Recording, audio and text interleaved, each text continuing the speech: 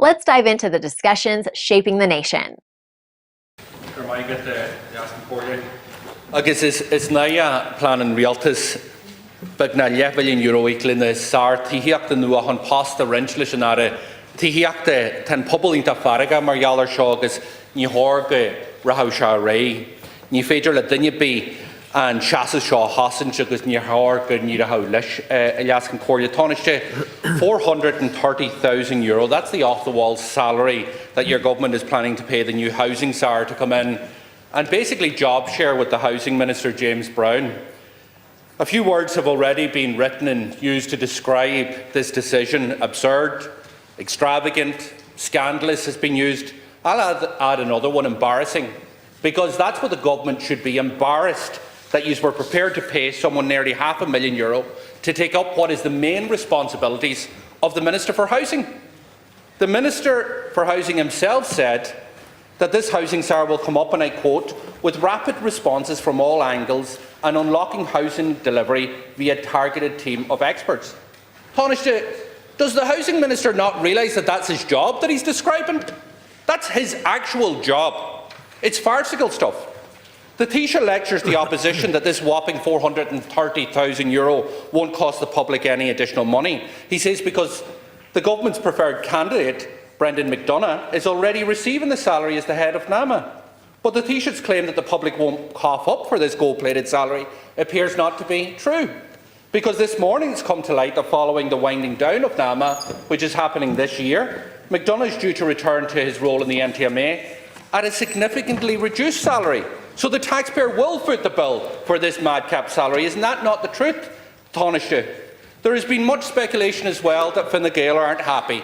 The media has been briefed of rows at Cabinet. Fine Gael backbenchers are apparently up in arms that you yourself were blindsided by this bonkers decision and the process that was involved. Now come off the stage, Tánaiste. There's no blindsiding going on here. This appointment and the name of Brendan McDonagh has been flagged as the lead candidate for nearly 2 months now in the national media. So either you were very much on board or you were asleep at the wheel. So which one was it? Were you just oblivious to everything that's been written and been said for the last 6 weeks? Or is this really just an attempt by Fine Gael to dress this up as a Fianna Fáil solo run and a PR job because you recognise there's a public backlash in relation to this? Ordinary people are shaking their heads, they're sick to their stomach in disbelief. This is happening at a time when so many are finding it difficult to make ends meet, hit by rip-off bill after rip-off bill, at a time when working people, when our young people are struggling to find a home or keep a roof over their heads. And it's a real slap in the face for them. And it's also not lost on anybody that this is happening on this day, International Workers' Day, when your government is breaking its election promises on increasing the minimum wage to the living wage and rowing back on your pledge to increase paid sick days for workers. Tánaiste, I know the Cabinet Subcommittee on Housing is meeting today on this embarrassing idea to have a job share for the Housing Minister. So are you going to come to your senses? Are you going to call stop on this absurd idea to pay someone hundreds of thousands of euro to do what is the job of the Housing Minister, which he's already well paid for? Because if this idea goes ahead, and if you think that you've seen a backlash now, Tánaiste, well, get ready, because you haven't seen anything yet. Thanks, Tánaiste. Well, thanks very much to Deputy Doherty for raising this important issue, because I think we all agree that housing is the most important issue, and there is a housing emergency in this country, and there's an onus on all of us to come forward with ideas and policies to try and make real and meaningful progress for people in the country, and I hope we're at least united in relation to this. And of course this government has taken a number of steps since coming to office only months ago in relation to housing, including publishing an implementation plan for the Planning and Development Act, including publishing draft legislation in terms of the short-term letting and the regulating of that sector, bringing forward proposals in relation to exempted development and how you can make it easier for people who want to construct developments, particularly on their own land and in their own gardens, and indeed having a new housing plan by the summer recess, and indeed the Cabinet Committee on Housing will meet on that issue today. We've also published the new National Planning Framework, Las Corla, which has been before this House this week, and indeed the other House, which is absolutely key in ensuring that we have enough zoned land right across our country to build homes. But let's be very clear. We all know that when it comes to the building of homes for our people and getting people out of box rooms, that one of the key barriers people are finding in relation to construction is silos. That there's a site here, but there mightn't be a water connection, there mightn't be a wastewater connection, there might be an ESB challenge, there might be a blockage here or there. And when we set up the Housing Commission in the last government, it itself recognised this, and it itself called for structures to be put in place. It talked about a housing delivery oversight executive office to bring in expertise, to bring in people from different utility companies to say, how are we going to unblock that site and get that built more quickly? And in fact, to be honest, you yourself are in favour of that idea. And that's why I'm a little bit surprised at your opposition to the idea of setting up this office, because on page 98 of the Sinn Féin housing plan, you don't talk about job shares or anything else. You talk about setting up a housing delivery oversight executive to bring forward exactly what we now want to do as well. You talk about bringing forward it ultimately on a statutory basis, and I'd be happy to talk to you about that. But you do talk about setting it up in the first instance. You do talk about it in the first instance. Where's the housing czar? Hang on. Sorry, that's Corlite.